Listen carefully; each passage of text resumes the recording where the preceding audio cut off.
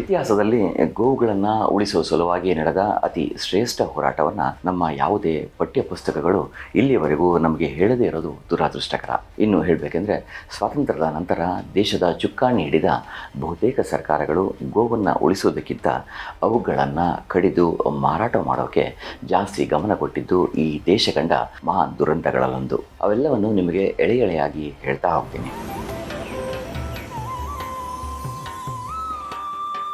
ಗೋಹತ್ಯೆ ವಿರೋಧಿ ಆಂದೋಲನಗಳಲ್ಲಿ ಬಹಳ ಪ್ರಾಮುಖ್ಯತೆ ಪಡೆದದ್ದು 1880ರಿಂದ 1896 ನಡುವಿನ ಆ ಅವಧಿ. ಇದನ್ನು 19ನೇ ಶತಮಾನದ ಕೊನೆಯ ಅವಧಿಯಲ್ಲಿನ ಇತಿಹಾಸದಲ್ಲಿ ಅಷ್ಟಾಗಿ ಹೇಳಿಲ್ಲ. ಈ ಆಂದೋಲನದಲ್ಲಿ ಭಾಗವಹಿಸಿದ ಹೋರಾಟಗಾರರು ಆ ಹೋರಾಟದ ನೆನಪನ್ನು ತಮ್ಮ ಮುಂದಿನ 3-4 ತಲೆಮಾರಿಗೂ ಉಳಿಸುವಂತೆ ಮಾಡಿದ್ದು ಮಾತ್ರ ವಿಶೇಷವಾಗಿತ್ತು. ಈ ಹೋರಾಟದಲ್ಲಿ ಗೋವಿನ ಮೇಲಿದ್ದ ಧಾರ್ಮಿಕ ಶ್ರದ್ಧೆಯ ಕಾರಣ ಹಿಂದೂಗಳು ಸಕ್ರಿಯವಾಗಿ ಪಾಲ್ಗೊಂಡು ತಮ್ಮ ಜೀವನವನ್ನೇ ಮುಡುಪಾಗಿಟ್ಟರು. ವಿಪರ್ಯಾಸ ಅಂದರೆ ಒಂದು ಕಡೆ ದೇಶದ ಖ್ಯಾತ ಇತಿಹಾಸಕಾರರು ಮತ್ತು ಸಂಶೋಧಕರು ಮಾತ್ರ ಈ ಆಂದೋಲನದ ಅವಧಿಯನ್ನು ಹಿಂದೂ ಮುಸ್ಲಿಮರ ನಡುವಿನ ಜಗಳ, ವಿವಾದ ಮತ್ತು ಹಿಂಸಾತ್ಮಕ ಅವಧಿ ಅಂತ ಬಿಂಬಿಸಿದರೆ, ಮತ್ತೊಂದು ಕಡೆ ರಾಣಿ ವಿಕ್ಟೋರಿಯಾ ಈ ಅವಧಿಯ ಹೋರಾಟ ಬ್ರಿಟಿಷರನ್ನು ಗುರಿಯನ್ನಾಗಿಸಲಿಕ್ಕೆ ಅಂತ ಹೇಳಿದ್ಲು. ಹೀಗೆ ಗೋಪ್ರೇಮಿಗಳು ಹುಟ್ಟಾಕಿದ್ದ ಗೋರಕ್ಷಾ ಸಂಘಟನೆಗಳು ಗೋವಿನ ರಕ್ಷಣೆಯ ಕಾರ್ಯವನ್ನು ಬಹಳ ಪ್ರಭಾವಿಯಾಗಿ ಉತ್ತರ ಭಾರತದಲ್ಲಿ ಮಾಡಲಾರಂಭಿಸಿದ್ವು. ಮುಖ್ಯವಾಗಿ ಬಿಹಾರ ಮತ್ತು ಉತ್ತರ ಪ್ರದೇಶದಲ್ಲಿ ಕಟುಕರಿಂದ ಗೋವುಗಳ ರಕ್ಷಣೆಯನ್ನು ಯಶಸ್ವಿಯಾಗಿ ಮಾಡಲಾಗಿತ್ತು. ಅನೇಕ ಸಾಧು ಸಂತರು, ಋಷಿ ಮುನಿಗಳು ಗೋರಕ್ಷಾ ಸಂಘಟನೆಯ ಅಡಿಯಲ್ಲಿ ಒಗ್ಗಟ್ಟಾಗಿ ಗೋವಿನ ರಕ್ಷಣೆಯ ಕಾರ್ಯದಲ್ಲಿ ತಮ್ಮನ್ನು ತಾವು ತೊಡಗಿಸಿಕೊಂಡರು. ಬ್ರಿಟಿಷ್ ಆಡಳಿತದಲ್ಲಿ ಉನ್ನತ ಹುದ್ದೆಯಲ್ಲಿದ್ದ ಅನೇಕ ಭಾರತೀಯರು ಸಹ ಗೋರಕ್ಷಾ ಸಂಘಟನೆಯ ಮೂಲಕ ಗೋವುಗಳ ರಕ್ಷಣೆಗೆ ತಮ್ಮ ಬೆಂಬಲ ಮತ್ತು ಸಹಕಾರವನ್ನು ನೀಡೋಕೆ ಶುರು ಮಾಡಿದರು. ಅನೇಕ ಹಿಂದೂ ಸಂಸ್ಥಾನಗಳು ಸಹ ತಮ್ಮ ಸಹಾಯವನ್ನು ನೀಡಲಾರಂಭಿಸಿದ್ವು. ಅನೇಕ ಶ್ರೀಮಂತ ಹಿಂದೂಗಳು ಗೋವನ್ನು ಉಳಿಸೋಕೆ ಹೋರಾಡ್ತಿರೋ ಇಂತಹ ಗೋರಕ್ಷಾ ಸಂಘಟನೆಗೆ ಹಣದ ನೆರವನ್ನು ಕೊಡಲಾರಂಭಿಸಿದ್ವು. ಜನರು ಮೊದಲು ಕಸಾಯಿಖಾನೆಗಳಿಗೆ ಸಾಗಿಸುತ್ತಿದ್ದ ಗೋವುಗಳನ್ನು ಉಳಿಸಿ ಗೋಶಾಲೆಗಳಿಗೆ ಬಿಟ್ಟು ಅಲ್ಲಿ ಅವುಗಳನ್ನು ಸಾಕಲಾರಂಭಿಸಿದರು. ನಂತರ ಗೋಹತ್ಯೆ ವಿರೋಧ ಬ್ರಿಟಿಷ್ ಸರ್ಕಾರಕ್ಕೆ ಗೋಹತ್ಯೆ ನಿಷೇಧದ ಮೇಲ್ಮನವಿಗಳನ್ನು ಮತ್ತು ಅರ್ಜಿಗಳನ್ನು ಬರೆಯಲಾರಂಭಿಸಿದರು. ಹೀಗೆ ಗೋರಕ್ಷಾ ಸಂಘಟನೆ ಸಮಾಜದ ಅನೇಕ ಸಂಸ್ಥೆಗಳಿಂದ ಬೆಂಬಲವನ್ನು ಪಡೆದು ತಾನು ಮಾಡ್ತಿದ್ದ ಗೋವಿನ ಸಂರಕ್ಷಣೆಯ ಕಾರ್ಯವನ್ನು ಅನೇಕ ಪ್ರದೇಶಗಳಿಗೆ ವಿಸ್ತರಿಸಿತು. ಈ ಸಂಘಟನೆ ಕಸಾಯಿಖಾನೆಗಳಿಗೆ ಸಾಗಿಸ್ತಿದ್ದ ಗೋವುಗಳನ್ನು ದುಡ್ಡು ಕೊಟ್ಟು ಕೊಳ್ಳೋಕೆ ಶುರು ಮಾಡಿತು. ಹಿಂದೂಗಳಿಗೆ ಗೋವುಗಳನ್ನು ಯಾವುದೇ ದಲ್ಲಾಳಿಗಳಿಗೆ ಮತ್ತು ಕಟುಕರಿಗೆ ಮಾರಬಾರದು ಅಂತ ಎಚ್ಚರಿಕೆಯನ್ನು ಕೊಡ್ತು. ಇದನ್ನು ಮೀರಿದವರಿಗೆ ದಂಡ ಹಾಕೋಕ್ಕೆ ಶುರು ಮಾಡಿತು. ಸಾಧ್ಯವಾದಷ್ಟು ಕಡೆ ಗೋರಕ್ಷಾ ಸಭೆಗಳನ್ನು ನಡೆಸುವ ಮೂಲಕ ಎಲ್ಲ ಜಾತಿಯವರ ಬೆಂಬಲವನ್ನು ಪಡೆದುಕೊಂಡಿತು. ಇಂತಹ ಸಭೆಗಳಲ್ಲಿ ಮುಸ್ಲಿಮರು ಸಹ ಭಾಗವಹಿಸುತ್ತಿದ್ದು ವಿಶೇಷವಾಗಿತ್ತು. ಗೋಹತ್ಯೆ ವಿರೋಧಿ ಆಂದೋಲನಗಳಲ್ಲಿ ಸಾಧು ಸಂತರು, ಋಷಿ ಮುನಿಗಳು ಉತ್ತರ ಭಾರತ ಮತ್ತು ಮಧ್ಯ ಭಾರತದಲ್ಲಿ ಪಾದಯಾತ್ರೆಗಳನ್ನು ಕೈಗೊಂಡರು. ಈ ಮೂಲಕ ಹಲವು ಸಂಘಟನೆಗಳು ಒಟ್ಟಾಗಿ ಗೋರಕ್ಷಣೆಯಲ್ಲಿ ತೊಡಗಿಸಿಕೊಳ್ಳುವಂತೆ ಮಾಡುವಲ್ಲಿ ಯಶಸ್ವಿಯಾದರು. ಹಾಗೆ ಇದಕ್ಕೆ ಬೇಕಾದ ಹಣವನ್ನು ಸಂಗ್ರಹಿಸುವ ಕೆಲಸವನ್ನು ಸಹ ಮಾಡೋಕ್ಕೆ ಶುರು ಮಾಡಿದರು. ಈ ಪಾದಯಾತ್ರೆಗಳು ಸಮಾಜದ ಎಲ್ಲ ರೀತಿಯ ಜನರ ಮಧ್ಯೆ ಸಂಪರ್ಕ ಬೆಸೆಯುವಂತೆ ಮಾಡೋದೊಂದಿಗೆ ಗೋಹತ್ಯೆ ವಿರೋಧಿ ಆಂದೋಲನಗಳಲ್ಲಿ ಸಾಮಾನ್ಯ ಜನರಿಂದ ಹಿಡಿದು ಮೇಲ್ವರ್ಗದ ಜನರು ಸಹ ಪಾಲ್ಗೊಳ್ಳುವಂತೆ ಮಾಡಿತು.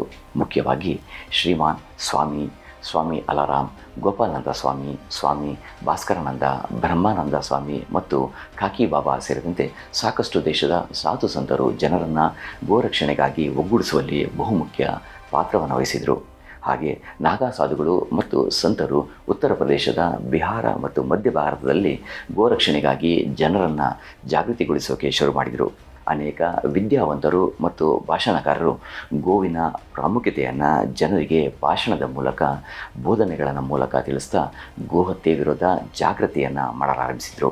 ಈ ರೀತಿ ಅನೇಕ ಸಾಧು ಸಂತರು ಮತ್ತು ಭಾಷಣಕಾರರು ದೇಶಾದ್ಯಂತ ಸುತ್ತಾಡುತ್ತಾ ಜನರಿಗೆ ಗೋವಿನ ಮಹತ್ವವನ್ನು ತಿಳಿಸ್ತಾ ಗೋಹತ್ಯೆಯನ್ನು ತಡೆಯುವ ಸಲುವಾಗಿ ಕೆಲ ಪತ್ರಗಳನ್ನು ಹಂಚೋಕೆ ಶುರು ಮಾಡಿದರು.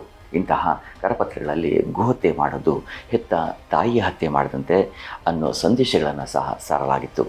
1862ರಲ್ಲಿ ವೈಸ್ರಾಯರ ಸಂಸದೀಯ ಮಂಡಳಿಯ ಸದಸ್ಯರಾಗಿದ್ದಂತಹ ಪಟಿಯಾಲದ ಮಹಾರಾಜ ಭಾರತದಲ್ಲಿ ಗೋಮಾಂಸ ಮಾರಾಟ ನಿಷೇಧ ಕಾಯ್ದೆಯನ್ನು ಜಾರಿಗೆ ತರೋಕೆ ಮಾಡಿದ ಪ್ರಸ್ತಾಪ ಬಿದ್ದು ಹೋಗುತ್ತೆ.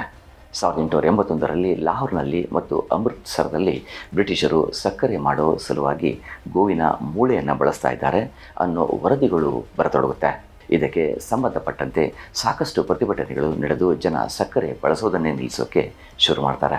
1890ರಲ್ಲಿ ಬ್ರಿಟಿಷರು ಸಕ್ಕರೆಯಲ್ಲಿ ಗೋವಿನ ಮಾಂಸ ಬಳಸಿದ್ದಾರೆ ಅಂತ ಉತ್ತರ ಪ್ರದೇಶ, ಬಿಹಾರ, ಬಂಗಾಳ ಮತ್ತು ಪಂಜಾಬ್ಗಳಲ್ಲಿ ಜನ ಯುರೋಪಿನಿಂದ ಬಂದಂತಹ ಸಕ್ಕರೆಯನ್ನು ಬಳಸೋದೇ ನಿಲ್ಲಿಸ್ತಾರೆ. 1891ರಲ್ಲಿ ಬಂಗಾಳದಲ್ಲಿದ್ದ ಹಿಂದೂಗಳಿಗೆ ಬ್ರಿಟಿಷರು ಸಕ್ಕರೆ ಮತ್ತು ಉಪ್ಪನ್ನು ಶುದ್ಧಿ ಮಾಡೋಕ್ಕೆ ಗೋವಿನ ಮೂಳೆಗಳನ್ನು ಬಳಸ್ತಾ ಇರೋದು ಗ್ಯಾರಂಟಿಯಾಗಿ ಅವುಗಳನ್ನು ಬಳಸೋದನ್ನೇ ನಿಲ್ಲಿಸಿಬಿಡ್ತಾರೆ. 1883ರಲ್ಲಿ ಈ ಆಂದೋಲನದ ಕಾರಣ ಹಿಂದೂ ಮತ್ತು ಮುಸ್ಲಿಮರ ನಡುವೆ ಘರ್ಷಣೆಗಳು ನಡೆಯೋಕ್ಕೆ ಶುರುವಾಗುತ್ತೆ. ಇದರಿಂದ ಗೋಮಾಂಸ ಮಾರಾಟ ಮಾಡೋ ಜಾಗಕ್ಕೆ ಹಿಂದೂಗಳು ಹೋಗೋದನ್ನೇ ಬಹಿಷ್ಕರಿಸ್ತಾರೆ. ಇದರ ನಡುವೆ ಒಂದಷ್ಟು ಜನ ಗೋಹತ್ಯೆ ಜಾಸ್ತಿ ಆಗಿದ್ದರಿಂದ ಹಾಲಿನ ಬೆಲೆ ಏರ್ತಿದೆ ಅನ್ನೋ ಲೇಖನಗಳನ್ನು ಪತ್ರಿಕೆಗಳಲ್ಲಿ ಬರೆಯೋಕ್ಕೆ ಶುರು ಮಾಡ್ತಾರೆ. ಇದರ ಜೊತೆಗೆ ಭಾರತ ಧರ್ಮ ಮಂಡಳಿ ಅನ್ನೋ ಒಂದು ಸಂಸ್ಥೆಯ ಸ್ಥಾಪನೆಯೊಂದಿಗೆ ಗೋಹತ್ಯೆ ನಿಷೇಧಿಸೋ ಮಾತು ಇನ್ನಷ್ಟು ಹೆಚ್ಚಾಗೋದರೊಂದಿಗೆ ವೇಗವನ್ನು ಪಡೆಯುತ್ತೆ. ಇದೆಲ್ಲದರಿಂದ ಹೆದರಿ ಹೋಗಿದ್ದ ಬ್ರಿಟಿಷರು ಹಿಂದೂ ಮತ್ತು ಮುಸ್ಲಿಮರ ನಡುವೆ ಗೋ ರಕ್ಷಣೆಗೆ ಸಂಬಂಧಪಟ್ಟಂತೆ ನಡೀತಿದ್ದ ಎಲ್ಲ ರಾಜಿ ಸಂಧಾನ ಮಾತುಕತೆಗಳನ್ನು ಮುರಿಯೋದರಲ್ಲಿ ಸಫಲವಾಗ್ತಾ ಹೋಗ್ತಾರೆ. ಬ್ರಿಟಿಷ್ ಕಮಿಷನರ್ಗಳ ದಬ್ಬಾಳಿಕೆಯನ್ನು ಜಾಸ್ತಿ ಆಗ್ತಾ ಹೋಗುತ್ತೆ. ಇಷ್ಟಾದರೂ ಗೋರಕ್ಷಾ ಸಭೆಗಳನ್ನು ಗುಪ್ತವಾಗಿ ನಡೆಸಿ ವಯಸ್ಸಾದ ಗೋವುಗಳನ್ನು ಕೊಂಡುಕೊಳ್ಳುವ ಯೋಜನೆಗಳು ರೂಪುಗೊಳ್ಳುತ್ತವೆ.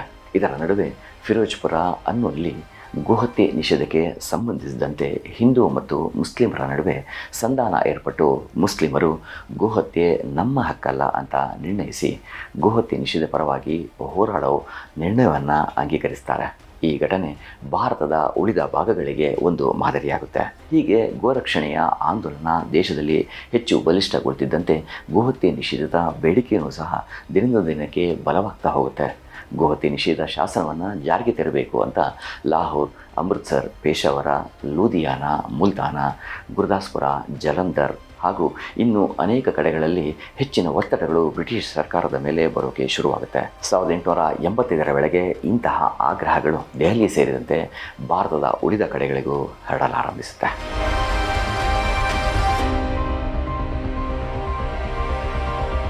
ಮುಂದಿನ ಎಪಿಸೋಡ್ನಲ್ಲಿ ನಿಮಗೆ ಗೊತ್ತಿಲ್ಲದ ದೇಶ ಕಂಡ ಇನ್ನಷ್ಟು ಗೋವಿನ ಹೋರಾಟದ ಚರಿತ್ರೆಯನ್ನು ಹೇಳ್ತೀನಿ. ಅಲ್ಲಿವರೆಗೂ ನಮಸ್ಕಾರ.